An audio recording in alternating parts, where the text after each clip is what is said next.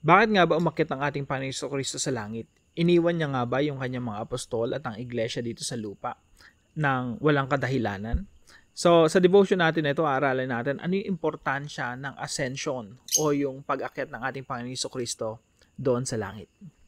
Magandang araw po sa bawat isa sa inyo. Welcome back to our 365 Daily Devotions. So, yung topic po natin para sa devotion natin na ito ay ascension.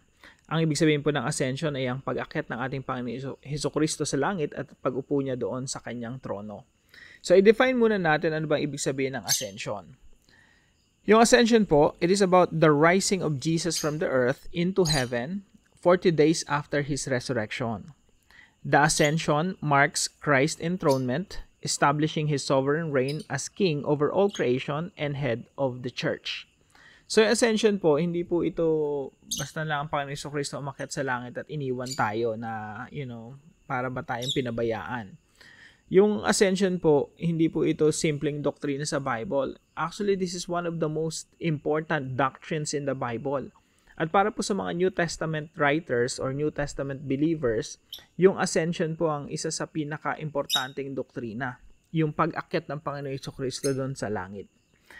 Now, basahin po muna natin yung Acts chapter 1 verse 11. Ito po yung ang Panginoong Jesucristo umakyat na sa langit tapos nawala na siya sa paningin ng mga disciples, natakpan na siya ng mga ulap. And then merong nagkumausap dun sa mga disciples, most likely talaga maybe mukhang tao pero angelic beings, no? And sabi dito, and said, "Men of Galilee, why do you stand looking into heaven? This Jesus who was taken up from you into heaven will come in the same way as you saw Him go into heaven." Sa Tagalog po, sabi nila, kayo mga taga Galilea, bakit kayo nakatayo rito at nakatingin sa langit? Itong si Jesus na umakyat sa langit ay magbabalik gaya ng nakita ninyong pag-akyat niya. So, sila habang nakatingin sila dun sa langit, yung mga mananampalataya, natakloban na ng ulap ang Panginoong Jesucristo, sinabi nung kumausap sa kanila, huwag kayong mag-alala, babalik siya. Kung paano niya siyang nakitang umalis, ganun din siya babalik. So, yung pag-alis ng Panginoong Jesucristo na yun, yung tinatawag nating ascension, hindi po ito simpleng doktrina, ito yung napakagandang doktrina, napakalalim ng kahulugan na dapat alam natin at maging parte ng ating pananampalataya. Now, ito pong Acts chapter 1 verse 11, yung pag-akyat ng Panginoong Jesucristo sa langit, malawak po yung background nito sa Old Testament. At ito po ay may kinalaman sa Psalm 110 verse 1. Yung Psalm 110 verse 1, para po sa kaalaman ng lahat, ito po ay isa sa,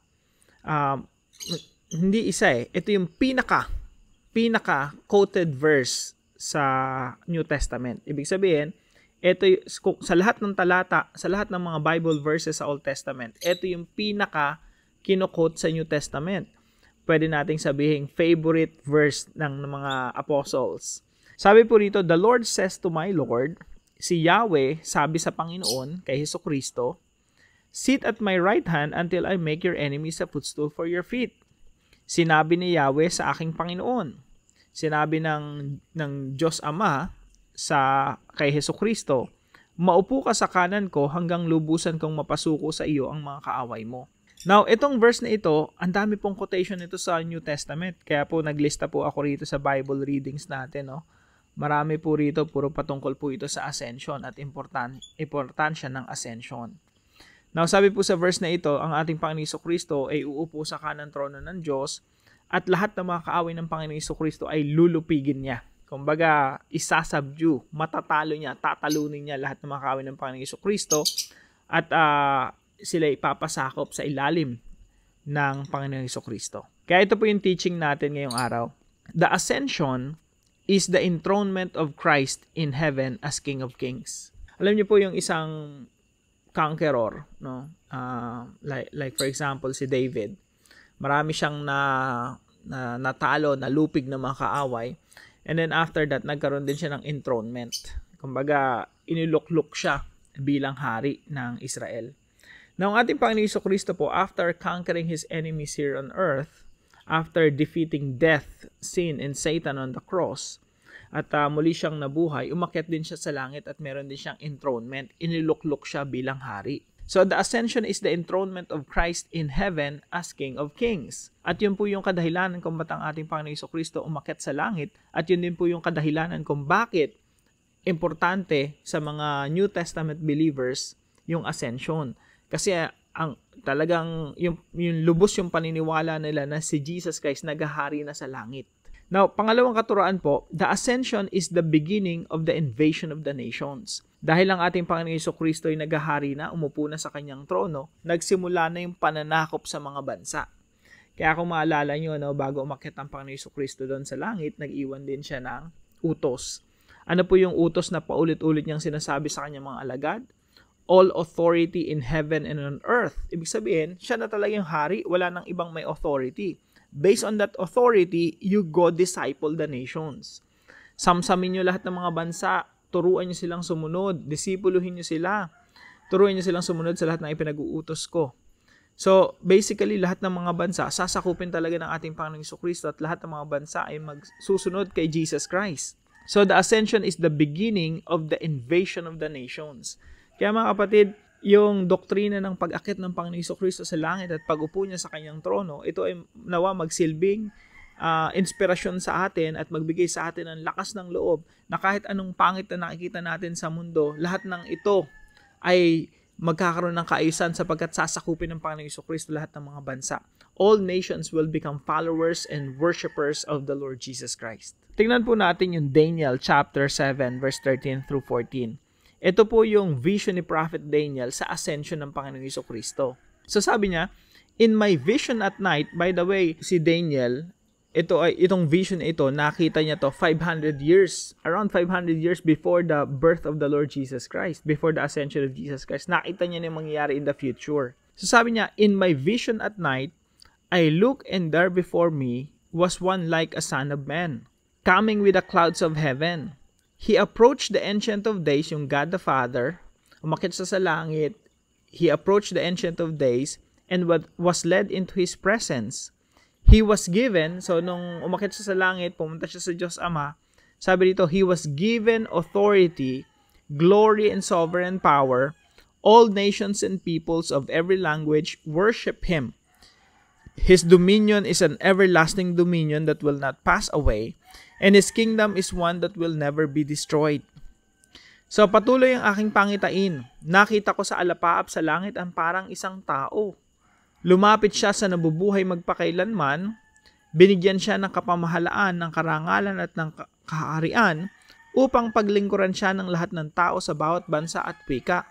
So sabi po rito, all nations and peoples of every language worship Him. That's what he saw in advance. At sabi dito, ang pamamahala niya ay hindi magwawakas at ang kanyang kaharian ay hindi mawawasak. Kaya yung ascension ng Panginoong Jesucristo, it's the beginning of the invasion of the nations. Yung pananakop ng Panginoong Jesucristo sa mundo, nagsimula na. Kaya nga po tayo, maging mga Pilipino, unti-unting nasasakop na rin ng Panginoong Jesucristo, and we can be sure that someday, Filipino people, tsaka lahat ng mga ethnic groups dito sa Pilipinas, they will become worshipers of the Lord Jesus Christ. I'm not saying every individual, but what I'm saying is every nation, all nations will bow down before the Lord Jesus Christ. Napakagandang pag-asa na meron tayo. Kaya yung bansang Pilipinas may pag-asa. Yung bansang Pilipinas, patungo yan sa napakagandang kalooban at plano ng Diyos. Number 3 po, the ascension assures us that earth will become a territory of heaven. Yung ascension po ng Panginoon Jesucristo, ito ay assurance para sa bawat isa sa atin na yung earth na nagrebelde sa Diyos, yung mga tao rito nagrebelde, yung mga nations nagrebelde sa Diyos, one day, it will become a territory of heaven. Magiging territory ito ng ating Panginoong Jesucristo. Remember, Jesus ascended into heaven, naupo siya sa kanyang trono, at yung langit, teritoryo yan ng ating Panginoong Jesucristo, at yung earth, inutusan niya yung mga alagad niya, disipuluhin niyo lahat ng mga bansa dito sa earth. Kaya, yung earth, magiging teritoryo talaga ng Panginoong Jesucristo yan. Earth will become like heaven.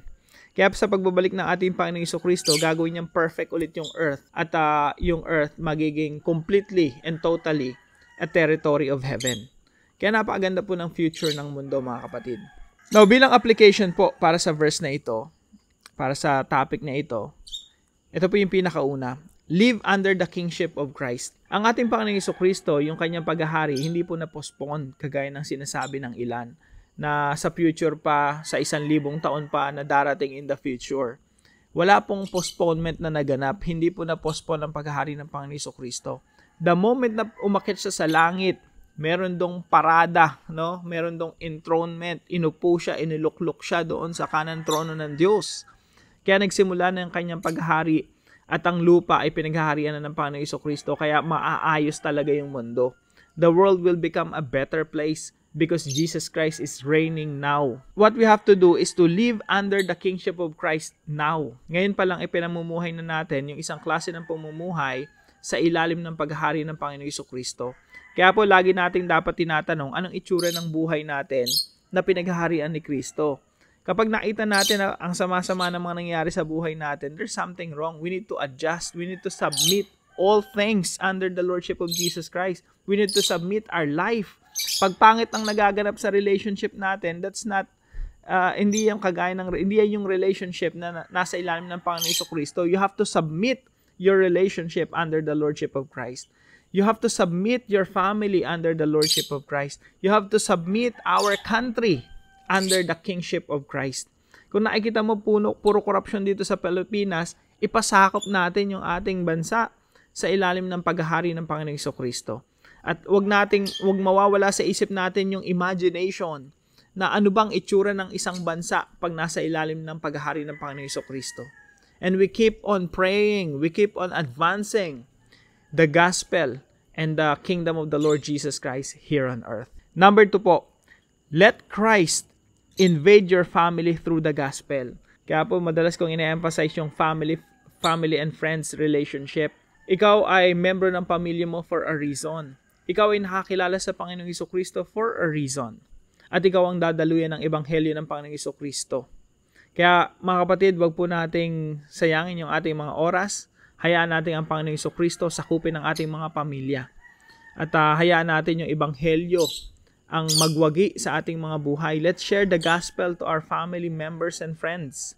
Hayaan natin na sakupin tayo ng Panginoong Jesucristo sa pamamagitan ng ebanghelyo. Hayaan mo, wag mong palampasin ang mga panahon na hindi sila nakakarinig ng salita ng Diyos.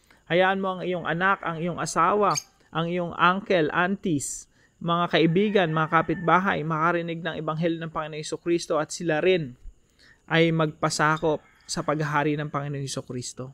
Let Christ invade your family through the gospel. Bigyan po natin ng importansya yung pagbabahagi ng salita ng Panginoon sa kanila. And number 3 po, long to witness the return of Christ to complete our redemption. Ibig sabihin po, yung puso natin maghangad, yung pangarapin, yung asamin ang pagbabalik ng ating Panginoong Jesucristo upang lubusin ang kanyang pangako na pagtutubos sa buong nilikha. Alam niyo po, ang pag-asa talaga natin dito sa mundo ay ang ating Panginoong Jesucristo. Hindi natin to kaya. Hindi kaya ng church na baguhin ang mundo completely. Ang magbabago lang talaga dito sa mundo, completely and thoroughly, 100%, ay ang pagbabalik ng ating Panginoong Jesucristo. Pero tandaan natin, ang church ay isinugo ng Panginoong Jesucristo dito sa mundo para magdulot ng pagbabago. At ang pagbabago na yan ay lulubusin ng ating Panginoong Jesucristo sa kanyang pagbabalik. Now, hindi po natin hahangarin ang pagbabalik ng ating Panginoong Jesucristo kung hindi naman natin sinishare ang gospel ni Jesus Christ, lalo na sa ating mga pamilya. Sino sa atin ang aasam-asamin yung return of Christ? Pero alam mo, yung mga kamag-anak mo, yung mga mahal mo sa buhay ay malayo kay Kristo. Kaya magkakambal po yan, no? Share the gospel to your family and friends and you long for the coming of the Lord Jesus Christ. Now, para po sa ating discussion, what does it mean to live under the kingship of Christ in your daily life? Sa pag-usapan po natin ito sa ating mga discussion groups. Samahan niyo po ako sa panalangin. Dear Lord, I praise you for the doctrine of the ascension of Christ, which reminds me that He is the King of kings and Lord of lords, ruling over all. I rejoice that His reign has begun and that the nations are being drawn to Him. Help me to live under His kingship, surrendering every part of my life to His will. May His gospel invade my family and transform us according to His will. Fill my heart with hope as I long for the day when Christ will return to complete our redemption and make earth a territory of heaven. Strengthen my faith as I wait for His glorious return. In Jesus' name, amen and amen.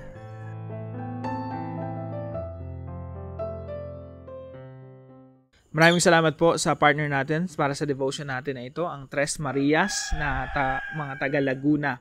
Hello po sa inyo. Maraming salamat po sa inyong suporta.